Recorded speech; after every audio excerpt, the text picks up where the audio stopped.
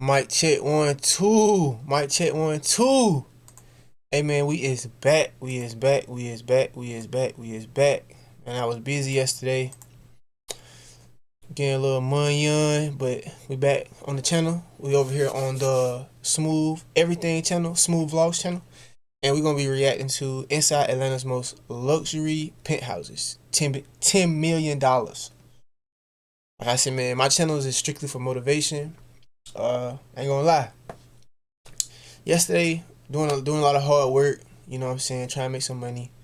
I just been having these moments where I just see something more for my life, and I'm like, I need to be able to have progress in my life, and I got these goals that I'm trying to hit in life. And you know what I'm saying, when you feel like you so far from those goals, it's like, man, you know what I'm saying, kind of weigh on you. But I talked to myself and I just started saying, how can I change my situation? And I was like, by not streaming, by not reacting and posting my content, that means that I give myself a 0% chance. So, you know what I'm saying? If you ever get into your head, you ever feel like stuff not going your way, always remember, if you do nothing, then you have literally a 0% chance of your current situation changing. So you have to go and you have to figure out some type of action that you can do, like raw action is the way that you're going to change your situation. So I said, I'm about to get on stream. I'm about to get on here and react. We'll call it stream react. But yeah, chat, keep going, chat. Don't let yourself get in your own way. Do not listen to those negative thoughts that even yourself can have in your own head. Just keep going and keep pushing. And let's get into the video. Today, we toured one of the largest penthouses in America. This guy had the craziest watch collection, and I'm talking about John Mayer's, Cartier's, AP's, Pateks. And if that's not enough, he also had the most insane sneaker collection. I'm talking about 1985 original Jordan 1 value. Hey, your boy got a little tight shoe collection too. Hey, I might have to drop the shoe collection on the channel one day. You know what I'm saying? I got a few little shoes, you feel me? You feel me? It's just a few. You know what I'm saying? Might have to drop a little shoe collection on the channel. Let's get back into it. Over $20,000. In this video, we're gonna break down who is this crazy character Eddie, what does he do for a living, and how the fuck does he have this vintage Ferrari? You know we stay giving y'all a free game? You don't want to miss this one. What's up, man? How's it going? Good, good. Oh my god. Guys, do you see this? This is your house? This is my house, yeah. 3 years in the making, I've been working on this. So you designed this place from scratch? It was already designed. The person who was here before did a really terrible job. What we did, we came in here, we just tore everything apart and started from scratch. Can you give us a tour of the place? We literally just moved in, so we're still unpacking, but I'll show you the basics. Wow. Look at this kitchen. This is one gigantic piece. It took 7 Oh, I got that Cuban tuck. people to like move it and like just put it together like a puzzle. So this is like blocks of tile, but this is all one granite piece. Yeah. And this is custom made, I'm assuming. That's yeah, definitely custom made. What else can you show us? So this is the living room. I wanted a bigger TV, but this was the biggest one they made in this style, the frame TV. But this is really dope. My kids love this. Oh. Nah, that's wild. Oh This shit. is the secret Secret stash, secret pantry in the wall. snack area. And then this is the other side. This is the electronics. Nothing crazy here, but this was all handmade. Like none of this, you could just buy it. They had to make it specifically for this house. My designer told me 6 months tops we'll get this done, and it ended up being 3 years. 3 years. If I was to redo it, like go backwards in time, I would never do this again. Is that the man closet? Is that your office? Yeah. This was a dining room. We just added shelves and then all my collectibles and stuff. And I just put all the things that I like to collect. So we got guitars, sunglasses, eyewear, watches, comic books. What is the most expensive thing in here? Probably this thing right here. So this is a normal Fender amp to anybody else, but this is actually, if you're a fan of Oasis, this is Noel Gallagher's actual amp. How much did you buy it for though? I paid under 10,000, but you can't even put a price on that. Do you actually play guitar too? I do play guitar. I suck, but I play guitar, yeah. Which one is the most expensive guitar? Probably this one right here. Forget what the price is, but this is an Epiphone Casino. What else you got? I see you got watches. Are you into watches? I do love watches. This is the Rolex case. Oh, so you have cases for different. Yeah. You have an AP case. This is when I started. Good. What's that? 18. It's 18 Rolex watches. Oh my God. He got the microphone to the watches like they could talk. Collecting. And I don't think I did a good job because I was like kind of in the. Hold up, is this a chrome Rolex right here? That is a chrome. Guys, peep this. Explorer. All my chrome heads. Cameraman Sam right now is creaming in his pants. This is a chrome Rolex. How much is this? That one, I don't remember what I paid, but it's expensive. Guys, look at the watches. You guys know we love watch content. Look at the pieces he has in here. Guys, this watch right here, this is the John Mayer. How much is this watch? At the peak, it was like 150, but I think you can get it for like 60, 70 right now. Probably my favorite piece. Yeah, that is probably the best one. What is your favorite piece? My favorite, I would say that. I'm not even like knowledgeable on the watches and stuff. That's something that I probably had to get into, but I just feel like it's not necessary right now because I can't afford it, you know? All roads lead to Patek. Pateks are the best. This is 3970s are very difficult. So how much is this? That one I think is probably like 70K just because of this special bracelet. This is an old school Aquanaut. This one's nice. It's a ladies watch, but I like the daintier side. But here's the watch that means the most to me. This is my dad's Rolex. When you get married in Korea, there's like this kind of tradition that the wife's family hands off a watch to the groom, and this is the watch my grandma gave to my dad. So this is my favorite watch. It's the shittiest one, but it's my favorite one. That is crazy. Do you have another case for like AP skis or other watches? He has another case for another set of watches, guys. Remember, this is what happens when you stay in school. Anybody watching this video, don't drop out. Stay in school, guys. At the end of this video, we're gonna expose what he does for a living. This is my Cartier collection. This is pretty dope. That's fire. But this is probably the banger here. When you get a Cartier watch, usually the crown is usually blue, but this one's sapphire because it's a special collection. There's only like 200 of these, I think. So that's the banger. This is my favorite one. Watch the movie Wall Street. This is the watch that he's wearing. Santos Corre from the 90s. I'm a vintage head, so if you saw my guitars, I have some modern ones, but most of them are vintage. Same with watches. What about comic books? I see you got a bunch of comic books. These are like Comic old. books, yeah. Are they Playboys or comic books? These are comic books. I'm a huge comic book head. Unfortunately, I feel like the movies don't do the comic books any justice. Which one's your favorite one? Can you show us? This is like the era of comic books I'm collecting, like 90s Marvel. So what year are these from? These are probably all from the 90s, like mid 90s. And how much is one of these? $3. So you collect everything from $3 comic books to $80,000 watches. Well, you gotta think, I collected these when I was a little kid, so I don't have any money, right? So I'm just collecting comic books that I can afford. So you've been hoarding since you were a kid? I've been hoarding since I was a kid, yeah. What else can you show us? Sneakers, I was big into sneakers like, mid 2000s. Man, let's just take a second to just enjoy this view, guys. Nah, that'd be crazy, bro. Cameraman, this is amazing. Like, this is where the Illuminati hangs out. This door it is where the Illuminati. If you want to build an app and have no idea how to code or where to start, check out This is where the magic happens. Oh my God, this is beautiful, bro. You wake up to this every morning? Every morning, man. Oh my God. Look at the curtains going up. It makes the day better. This is an Alaskan king bed. Guys, this is a shack-sized bed. Motherfucking 2 shacks can sleep on this shit. And you went to Penn State? Remember, guys, go to college. If you want to live like me, drop out. If you want to live like him, stay in school. Embarrassing. All right, so if I've had this since like I was, I don't know, elementary school, and it's just tattered. I don't know, I have a lot of anxiety, and it's somehow like, I don't know, when I just like rub on it, it just kind of chills me out. And I've had this. I will not let my wife throw it away. These are the sleepless nights. That's where you sleep on? The sleepless nights, yeah. Then we built out these sofas. Actually, we're kind of inspired by Tom Ford's, their boutique. They had some really cool sofas. So we asked for some low profile back. Oh, so you custom made these? Yeah, these are, yeah. And how much is this? She hasn't given me my bill yet, but I'm sure it's gonna cost me something. See, when you're that rich, they just invoice you. They just trust you. You know, I honestly probably should have asked how much it was though, so I'd probably ask first. Look at the fucking views, guys. This is amazing.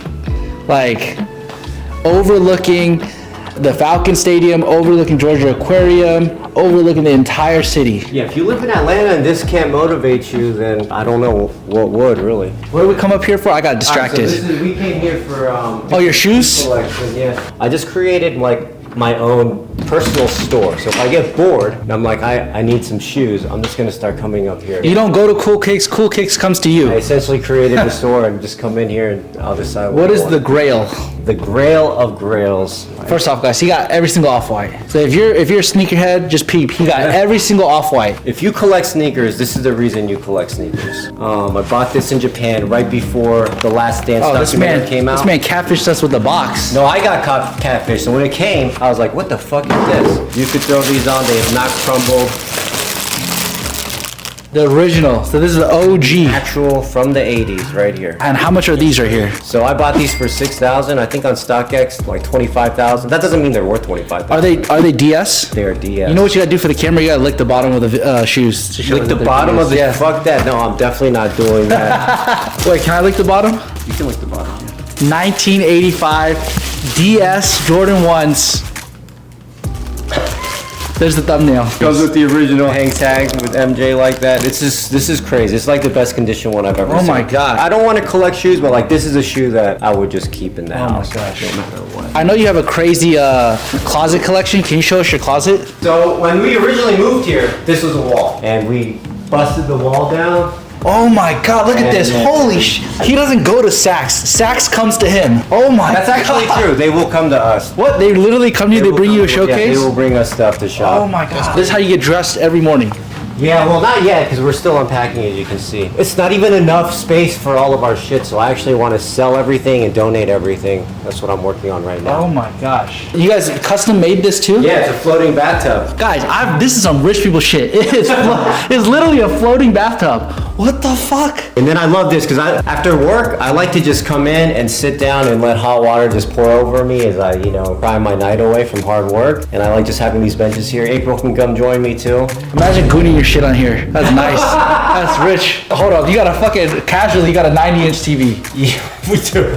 What the fuck? do. I'm losing my mind right now. I know you have an insane car collection. Can we go see the cars? I started selling everything Cars. Let's go. Let's do it. off, but I do have one car. You have one car, that's it? One car. All right, guys, we just transported it into the garage. So how many cars did you have at your peak? 6 cars. 6 cars at one time, yeah. What were the 6? I had a BMW E36 M3, which I sold to my friend. I had an E30 M3, which was like my first vintage like beauty. I had a Porsche 911 997.2, Ferrari 458. I had a Huracan, an SLS Going, Mercedes. Shit, man. Just so many cars. I don't remember which ones I all had at the same time, but 6 was the most I've had at once. Just like Taste the Rainbow. He had every color. Maybe like 2 months ago, I had an F8 Tributo and this F355, and I just got to a point where it was like, I never drive. I never drove anywhere. If I just had one car, which one would it be? This is the car that I had in my room, like the poster. Oh my god, so how much is this? Is a vintage Ferrari? This is vintage, 1995, F355. I don't treat it like a beauty queen. Like if I'm gonna drive, I drive the shit out of this car. Here, let me pull it out for you guys. Is this your car too? This is my wife's car. So you got an electric G-Wagon. I didn't even know they made electric ones. You know what? AMG is much better. I would not buy an electric. All right, we're about to hear this bad boy, guys.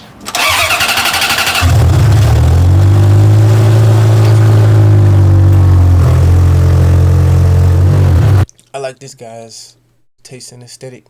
Vintage.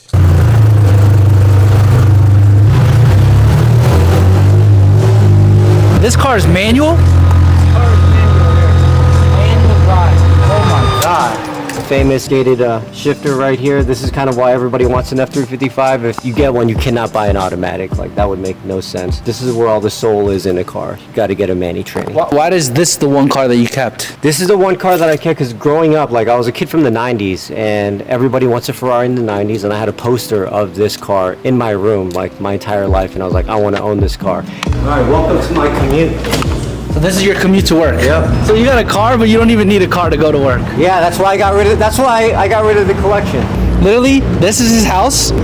This is his office. It's 5-minute walk. 1 minute, it's like 5 steps. Just in case you didn't think this was enough, like look at this place. This place is also beautiful. Everything about this guy's life is beautiful. The commute is great because I don't have to sacrifice any family time. I eat dinner with my family every single night. I tuck my kids in every night, and then I come back to the office and they don't even know I'm gone. So the ending that everyone's been waiting for, what do you do for a living to afford all of this? I'm an attorney, specifically a personal injury attorney. So this is your office? This is my office. Well, all right, guys. This is a Sunday, guys, so everything's closed, but we're gonna show you what he does for a living. So this is where the magic really happens. This is the thing that's affording everything. This does not seem like an attorney's office. Shout out Full Send. Please, Full Send, can you sponsor this video? If you consume enough Happy Dads and stay in school, you might be able to achieve something like this. For somebody that doesn't understand, what is a personal injury attorney? What I do is I handle car crash cases. My job is to get you compensated for your damages, your injuries, everything that you've been through. I'm an expert. I understand all the nuances. I understand how the insurance companies are going to try to take advantage of you. And my job is to prevent that from happening. So if I got into a fender bender or somebody hit me or a hit and run, this is also great marketing on his part by collabing with this guy and getting himself out there. FYI. Think like that. would call you and you would essentially squeeze the insurance companies to give me the most that I can get. Yeah, I don't know if squeeze is the right word, but what I would do is I present your case in the most favorable light to try to get you as much money as possible with the least amount of resistance as possible. It's like playing baseball, Major League Baseball. If you've got someone like John Smoltz or Randy Johnson throwing heat at you, you could try to take a swing and you may actually be able to hit a ball, but it's very, very unlikely because you're going up against a seasoned professional who knows what they're doing and you've just got your bat from, I don't know, your high school team. It's not going to be fair. So you want to hire another professional, another expert like myself to go up against these other professionals and make sure that you get what you're supposed to get. If somebody, hits me, rear ends me, what should I expect and what is the insurance company trying to pay me out? I'm going to give you a very lawyer answer. There is no average because everybody's life is wholly unique. Everybody's situation is different. Everybody's injury could be the same, but you might feel it differently. You and I could get the same injury and I might be a bigger pussy and I'm like, this is like pain level 10. And for you, it might just be like, whatever, I'll walk it off and I'll be good. It's the same injury, but the value is going to be different because I'm going to have a different type of therapy for it because I'm a pussy and you're going to have less value because you've walked it off. So there's no way to really know. We just have to get into each case, take it step by step, see what's going on with your injuries, and then all these other ancillary things surrounding it, like lost wages, pain and suffering. And then we put that all together and then we try to get the best possible deal. Do insurance companies try not to pay at all, or are they just lowballing you? Oh yeah, definitely. They always try not to pay you. They go through a liability investigation. They will try to find everything they can to just either say that their driver is not responsible for the accident or say that they're not responsible for providing coverage. That's another reason you want to hire a lawyer because they can say anything to you. They can make up whatever they want. If you don't have a lawyer, they can tell you something and it may seem very legitimate. Like, oh, okay, maybe this is all I'm going to get. When I go on 85, right, there's fucking a million goddamn billboards for personal injury attorneys, right? What is different about you from everyone else? If you just look at me, I'm not your average lawyer. It's really hard to put into words. When I started my practice, I was like 28 years old, and at that time, there were no other 20-something-year-old lawyers. It was considered crazy to do what I did. I started my practice right out of law school. My professors that I was telling this plan to were like, you can't do that. You shouldn't. You got to work for somebody. Even the dean was like, you're insane. That's never going to work. I highly discourage you from doing it. But I bet on myself, and I did not listen to any of those people. Bet on yourself. And the one person that always had my back, no matter what, was my wife. And when I told her, hey, I want to spend the little bit of savings that we have on starting my own practice, without skipping a beat, she was like, yeah, do it. That's what you need to do. And that is what distinguishes me from other firms because now I look everywhere. Everyone is starting their practice straight out of law school. There's even younger 20-something-year-olds starting their own practice. I absolutely paved that way. What I will say is I'm not afraid to figure things out on my own. And that's the type of attorney you're going to want. You need an attorney that's willing to go fight for you and do whatever it takes to be successful, and that is exactly who I am. All right, guys, if you guys are in a car crash, you have any personal injuries, make sure you guys tap in with my guy Kinlaw. Obviously, he's the best in the game. If he's living like this, the Ferraris, the house, if he has all of this stuff, obviously he's gonna get you the most money that you can get for your case. Last question, if you could go back to the 18-year-old version of yourself, right? You're essentially living the dream of the 18-year-old you. What's one advice you would give yourself? Spend more time with your family, spend more time with your parents, because I think as a teenager, you maybe you overlook that relationship and you don't think it's as important. But the one thing I wish I could do is just be able to pick up the phone, call my dad and ask him for advice. And not having that for, the last, 20 plus years, that lets me know there's nothing more important than family. I like that. We stay giving y'all free game. Free game. And man, that's going to be your daily dose of motivation for the day. Tune in to the next video. I'm going to bring it to you again. And yeah, I'll see y'all boys in the next video.